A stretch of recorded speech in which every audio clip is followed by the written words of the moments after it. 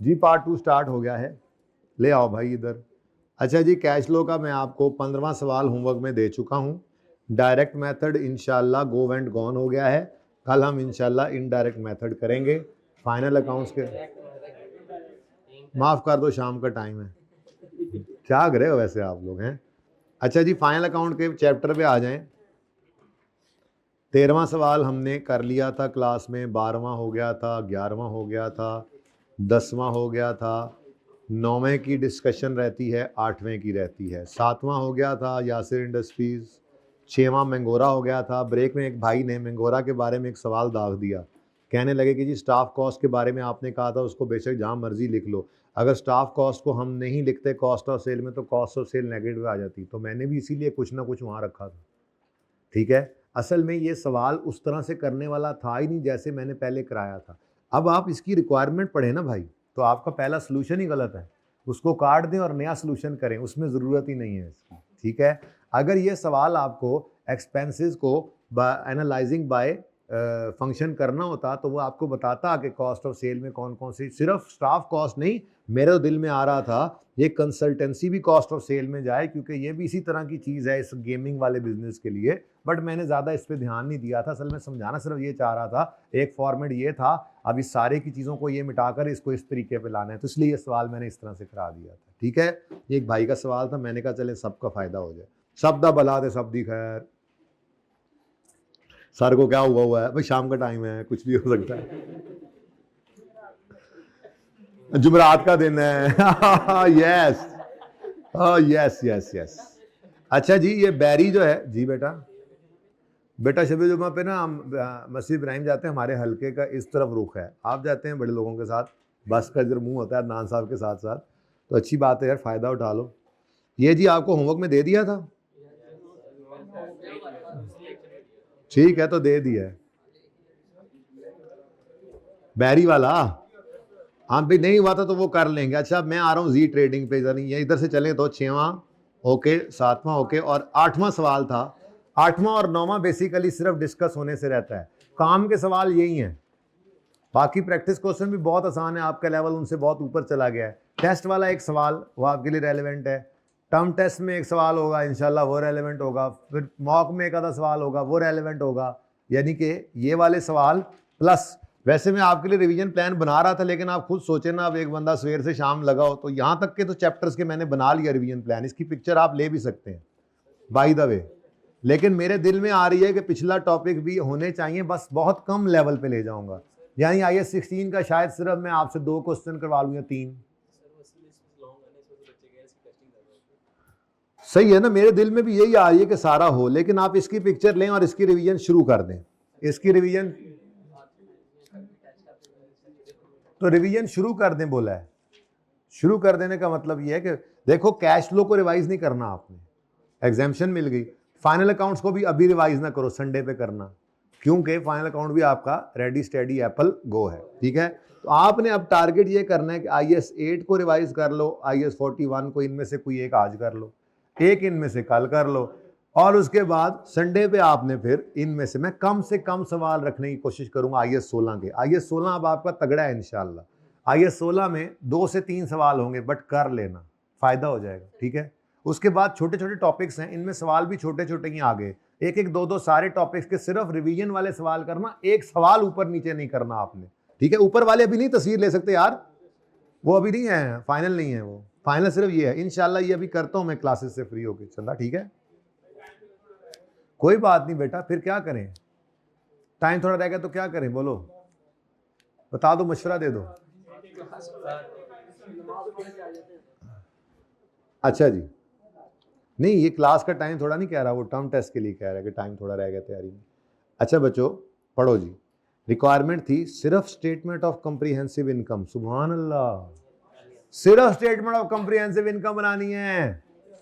अच्छा फॉलोइंग, अच्छा अब ट्रायल का भी कोई सर पैर नहीं नजर आ रहा, मतलब कोई डेबिट क्रेडिट बराबर नहीं है, क्योंकि ट्रायल भी क्या है, एक्सट्रैक्टेड है, पूरा ट्रायल बैलेंस गिवन नहीं है। ठीक है, 30 जून का ट्रायल है बेटा, बातें प्लीज नहीं करें आप, बस कर देना यार, ये अब 15-20 मिनट और दे दें मुझे, ये जो काम आज नहीं करोगे ये करना है, जान नहीं छूटनी है आपने, जो मैंने छोड़ा हुआ है कहा हुआ है करवाऊंगा, इंशाल्लाह करवाना तो है, तो जो काम आज नहीं करोगे कल वो आपने ही करना है, इसलिए आज कर लें जो होता है लगे हाथों।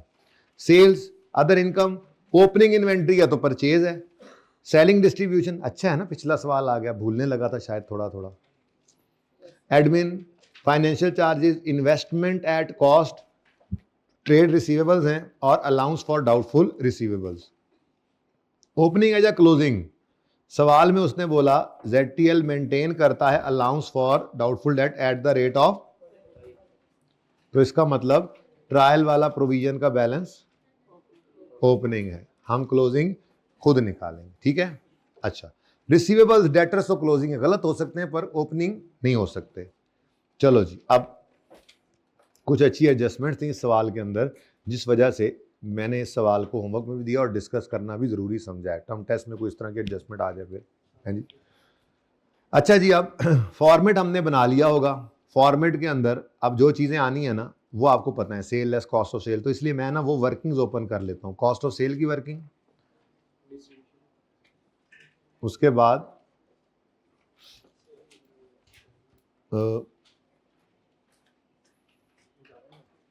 चलो देखते हैं, एज पर store records closing inventory at 30 June, store के रिकॉर्ड्स के मुताबिक, फिजिकल काउंट के मुताबिक नहीं, स्टोर के रिकॉर्ड्स के मुताबिक क्लोजिंग इन्वेंट्री 30 जून पे कितनी है, 8500। लेकिन फिजिकल काउंट जब किया उससे अगले ही दिन तो पता चला कि 1500 रुपए की चीजें हैं ही नहीं, कोई चूना लगा गया जी आपको। अब ये चूना लगाने की एंट्री में आपको पहले ही करवा चुका हूं, ये आपको तो सब कुछ आता है यार, मतलब अल्लाह का फजल है आप पे, आपको सब कुछ आता है। चेक फरमाएं, चेक फरमाएं, चेक फरमाएं, टी नी नी नी, वो इसीलिए मैं लिख लिया करता हूं, बवक्ते जरूरत सनद रहे और काम आए, ठीक है जी। ये देखिए जी, ये आपको कैश का चूना कोई लगा जाए, मिस अप्रोप्रिएशन एक्सपेंस डेबिट, ठीक है, और कैश क्रेडिट, सही है। आपको कोई इन्वेंट्री में चूना लगा जाए, कोई निकाल के ले जाए, miss appropriation expense debit, cash credit, अगर कोई पैसे आ गए इंश्योरेंस वालों से तो बैलेंसिंग P&L में इंश्योरेंस क्लेम भी आ जाता है साथ। तो ये हमारी डिस्पोजल की जनरल एंट्रीज हैं, ठीक है जी। अच्छा, डिस्पोजल लेकिन है एबनॉर्मल वे में, फिक्स एसेट का हो, चाहे इन्वेंट्री का हो, चाहे आपका कैश का हो, ठीक है जी। अच्छा जी, अब 1500,000 की इन्वेंट्री जो है वो शॉर्ट है, एंट्री फरमाइए। अब एबनॉर्मल लॉस, ठीक है, एबनॉर्मल लॉस कहाँ जाएगा, P&L में, वो डेबिट होना है, लेकिन बाद में पहले क्या करो, अच्छा इन्वेंट्री की बजाय परचेजेस क्रेडिट करो, क्योंकि ऊपर आपको नजर क्या आ रहा है, पीरियोडिक सिस्टम यूज होता नजर आ रहा है ना बेटा, ठीक है। तो इन्वेंट्री जिसकी कॉस्ट थी 1500, तो 1500 आगे। अब वो कह रहा है, मजीद कुछ भी नहीं बताया उसने आगे पॉइंट में, selling admin distribution trade discount कह रहा है, फिर उसके बाद कह रहा है ZTL ने रिसीव किया 810 इन्वेस्टमेंट इनकम, फिर उसके बाद वो कह रहा है ZTL मेंटेन करता है अलाउंस, ठीक है जी, बस इसकी कहानी ख़त्म होगी। इसका मतलब आपको कोई भी कैश वैश रिसीव नहीं हुआ, किसी ने कैश नहीं दिया आपको, कोई इंश्योरेंस क्लेम वगैरह रिसीवेबल नज़र, इंश्योरेंस वाले या तो कैश दे देते या वादा कर लेते, किसी भी शक्ल में कोई वादा नहीं, कोई कैश नहीं, तो सारे का सारा आपका P&L में अब नॉर्मल लॉस चला गया। अब सवाल ये पैदा होता है कि ये बोलने वाले को भी अल्लाह हिदायत दे दे यार, दुआ करो सारे, आमीन करो। अच्छा जी,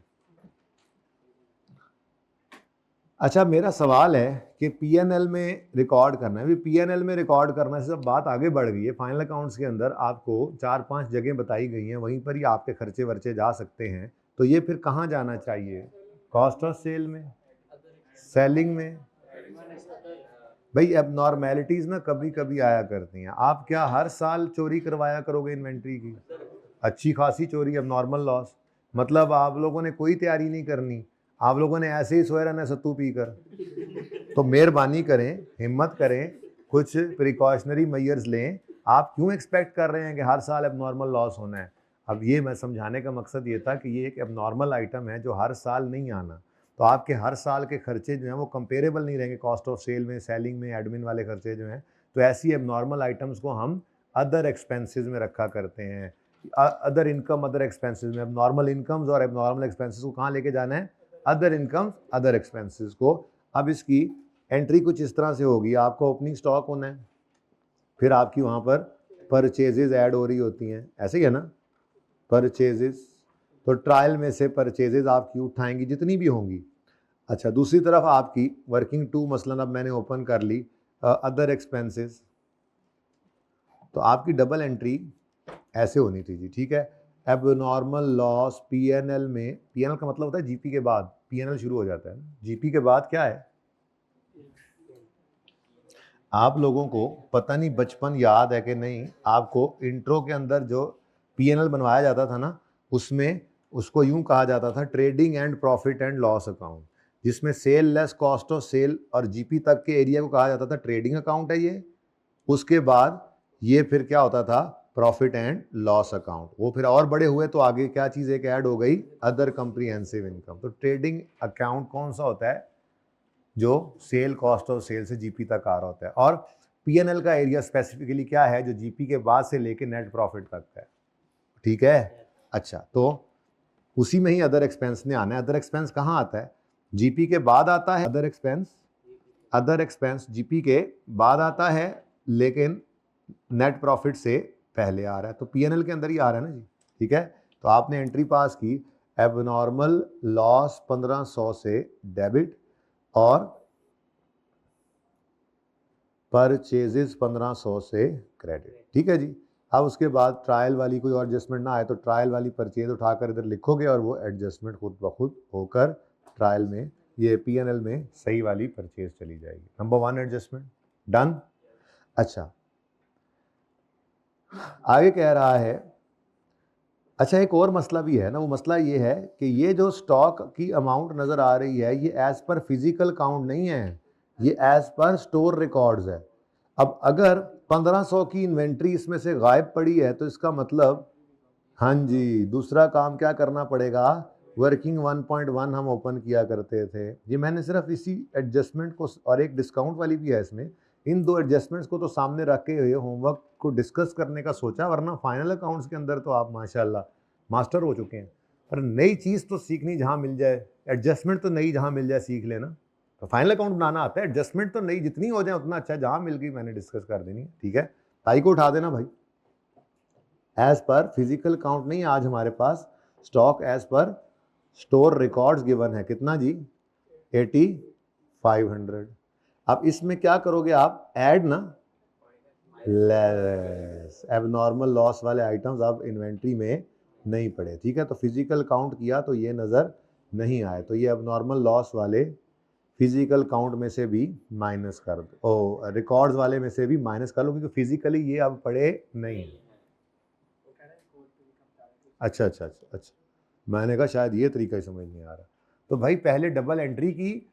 अब चूंकि परपेचुअल सिस्टम नहीं है ना कि एंड पे इन्वेंट्री का बैलेंसिंग फिगर निकलेगा और वो सही खुद ब खुद हो जाएगा, पीरियोडिक सिस्टम है, तो क्लोजिंग स्टॉक तो फिजिकल काउंट से निकलता है। अब फिजिकल काउंट किया तो पता चला कि इन्वेंट्री इतनी गायब है, तो डबल एंट्री भी करनी है और क्लोजिंग स्टॉक को भी एडजस्ट करना है, क्योंकि क्लोजिंग स्टॉक 8500 से सही कर रहे हैं हम, फिजिकल काउंट वाला नहीं उठा के दे दिया उसने हमें। और अगर वो यहाँ पे ये लिखता कि stock as per physical count is 8500 and during physical count it is पता लगा दैट इतनी इन्वेंट्री हैज बीन स्टोलन, तो फिर हम डबल एंट्री तो करते पर स्टॉक में से माइनस ना करते, क्योंकि स्टॉक तो फिजिकल काउंट वाला ही उसने दिया हुआ, तो जो गायब है वो तो उसमें होना ही नहीं था। ये बात समझ आई है कि नहीं?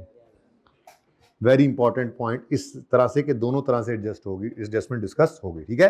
अगर यहां पे लिखा होता as per physical count closing inventory 8500 and during physical count it is revealed that इतना स्टॉक हैज बीन स्टोलन, तो एबनॉर्मल लॉस की एंट्री होती लेकिन फिजिकल काउंट वाला स्टॉक फिर वो वही होता जो पड़ा है।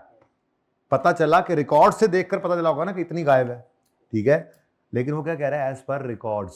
तो रिकॉर्ड्स में इतनी इन्वेंट्री थी, जब गिनती जाकर की तो एबनॉर्मल लॉस हुआ पड़ा था, यानी इन्वेंट्री गायब थी, तो फिर रिकॉर्ड्स वाली इन्वेंट्री क्या करोगे, दुरुस्त। सही हो गया, चलें आगे। नेक्स्ट ये समझ आई है? और बोलो तो 6:15 तक तो टाइम मांगा था ना आपसे, 15 मिनट और रह गए, हिम्मत कर लो थोड़ी सी। Goods costing 860 are obsolete, their estimated NRV is only, तो इसको उठाकर ले आना है। अब मेथड कौन सा है, सिस्टम कौन सा फॉलो हो रहा है, पीरियोडिक नजर आ रहा है, तो पीरियोडिक में नॉर्मल लॉस की, एनआरवी लॉस की एंट्री करते थे ना, एंट्री नहीं करते थे, क्लोजिंग स्टॉक को सिर्फ एडजस्ट कर लेते थे। क्लोजिंग स्टॉक कम होता था, कॉस्ट ऑफ सेल बढ़ जाती थी, लॉस खुद ब खुद चार्ज हो जाता था, और ये बात भी हमने लिखी हुई थी, वक्त जरूरत सनद रहे और काम आए। ये देखो जी, no entry of normal loss या एनआरवी लॉस, ठीक है जी, no entry of normal loss और एनआरवी लॉस। हम सिर्फ क्या करेंगे, क्लोजिंग स्टॉक को सही करेंगे, ये ऑटोमेटिकली चार्ज हो जाएगा।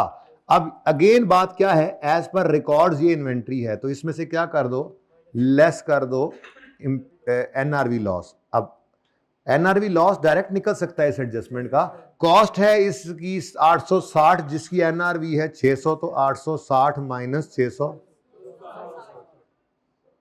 260,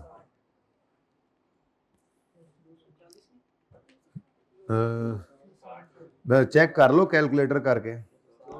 अच्छा जी, बस छुट्टी के टाइम नजदीक है।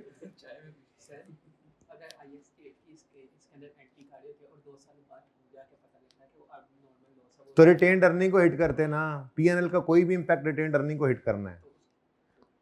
चन पीएनएल फॉर द ईयर होता है, मक्खन भाई जेड़ा हो जाए, पीरियोडिक हो परपेचुअल हो, बात ये है कि आपका पीएनएल फॉर द ईयर बनता है। तो जो इन्वेंट्री का इंपैक्ट है वो तो आपने इन्वेंट्री को दे दिया, बैलेंस शीट में है, लेकिन उसके प्रॉफिट का इंपैक्ट रिटेन्ड अर्निंग को ही पड़ेगा ना। आइए सेठ, सही है, भाई को पुराने साल की गलती सही करा रहे थे, तो पुराने साल की गलती जैसे जर्नल एंट्री कराई थी ना, वो तरीका असल में क्या था, फाइनल अकाउंट्स के लिए था, अगर गौर करो तो। जो आपको मैंने कहा था अपने साल में खड़े होकर पिछले सालों की एंट्रीज करो, तो क्या कहा था कि आपने बैलेंस शीट का आइटम लिख लेना है और रिटेन्ड अर्निंग में बैलेंसिंग फेंक देना है, वही है फाइनल अकाउंट्स असल में, ठीक है। चलें आगे, कोई एडजस्टमेंट निकाल के लाओ ना, हर दूसरे दिन यही सवाल पूछते हो तुम। अच्छा, कन्फ्यूजन नहीं, सवाल ढूंढ के लाना है मेरे लिए तुमने, मैं फिर ढूंढ लाऊंगा इंशाल्लाह पेपर के लिए। बाहर ऐसी बातें करेगा तो सवाल तो मिल ही जाते हैं ना बंदे को जी। आइए सेठ, वैसे मिक्स होना चाहिए फाइनल अकाउंट्स के अंदर, मजा आता है। Selling and distribution expenses include trade discount allowed to customer amounting to, अब भाई ट्रेड डिस्काउंट अलाउड, अच्छा अब ये डिस्काउंट्स की भी चूंकि रिवीजन नहीं हुई थी, तो चलो थोड़ी सी रिवीजन हल्की सी करते हैं, जितनी जरूरी है, मतलब सिर्फ ट्रेड डिस्काउंट की एंट्री करूंगा, कैश वाली नहीं करूंगा। इधर देखो जी, सेटलमेंट डिस्काउंट की नहीं करेंगे। डिस्काउंट्स होते हैं दो तरह के, एक होता है जी ट्रेड डिस्काउंट, दूसरा सेटलमेंट डिस्काउंट। ट्रेड डिस्काउंट आपको मिलता क्यों है, पहले तो ये बताओ। इसको अच्छा बारगेन करके लिया, इसको फिर बारगेन डिस्काउंट भी कहते हैं। ट्रेड डिस्काउंट बारगेन डिस्काउंट भी कहलाता है। ये आपको बल्क क्वांटिटी परचेज पे मिल सकता है, कोई ओल्ड बिजनेस रिलेशन है,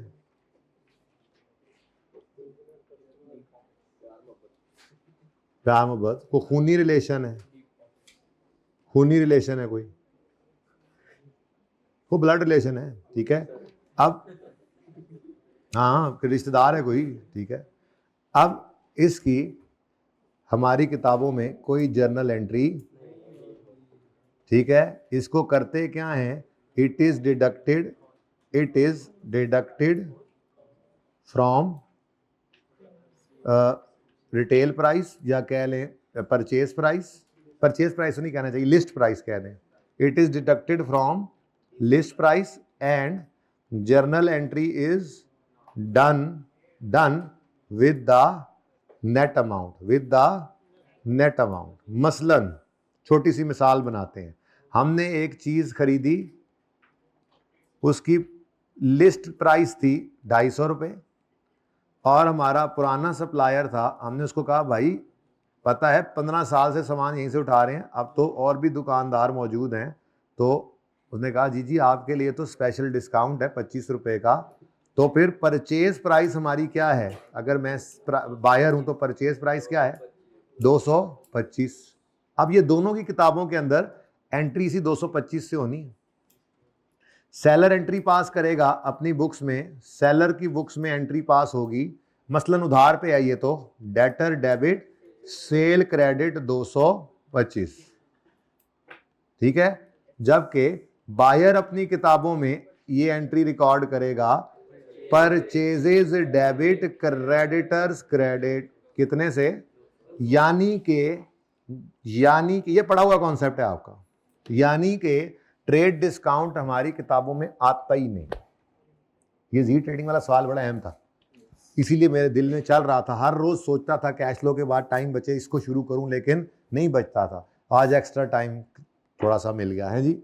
अब हुआ क्या है जी, देखो जी बात यह है कि सेलिंग डिस्ट्रीब्यूशन में ट्रेड डिस्काउंट अलाउड जो है वो शामिल है 4 मिलियन का, ठीक है। अच्छा अब देखो भाई, मैं ओरिजिनल रॉन्ग से आपको समझाऊं अगर, तो अज्यूम कर रहा हूं मैं कोई फिगर, जरूरत नहीं हालांकि आप सीधी बात करें, दिमाग के अंदर लाएं सीधी बात, अगर डायरेक्ट रेक्टिफाइंग एंट्री हो सकती है, ठीक है।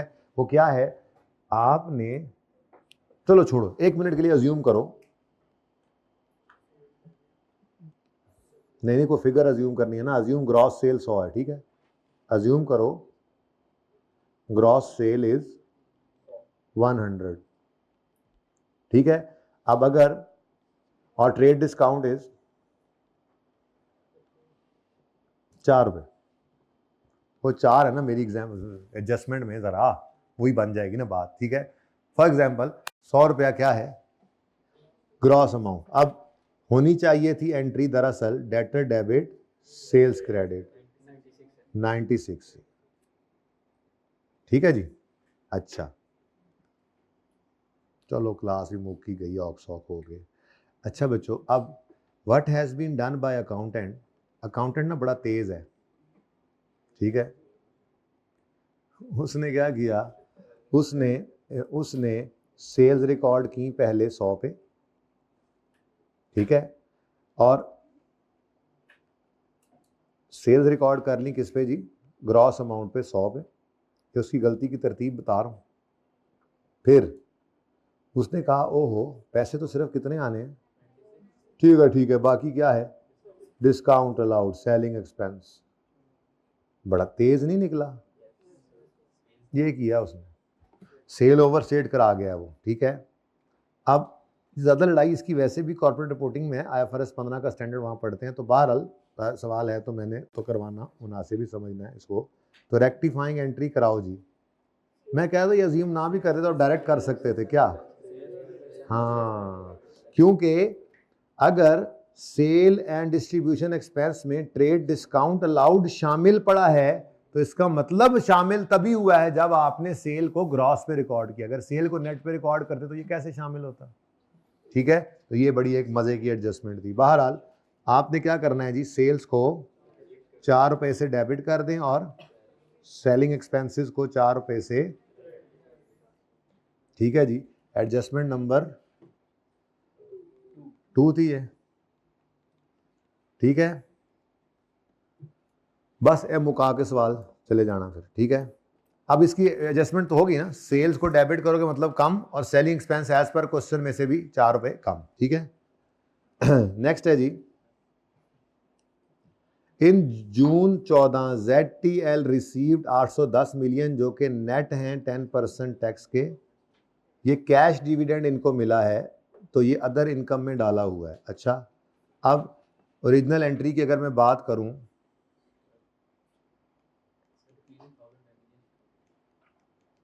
अच्छा चलो फिलहाल एडजस्टमेंट करने दो मुझे, 1 मिनट के लिए 810 से ही एंट्री करने दो, ठीक है ना। कितना रिसीव किया हुआ है? 810। अब कैश कितना आया बेटा? 810।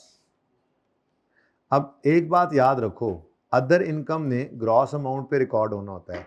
जरा देखो ना अपने पीएनएल की कितने गया पीएनएल, पीएनएल की शक्ल देखो, शक्ल देखो इसकी, शक्ल देखो इसकी, शक्ल देखो, हंसो जरा, हंसो थोड़ा सा, बस 2-4 मिनट रह गए, जरा हंसो, लाफ्टर थेरेपी हो रही है। मतलब इंसानों के अलावा भी क्लास में लोग बैठे हुए हैं कुछ।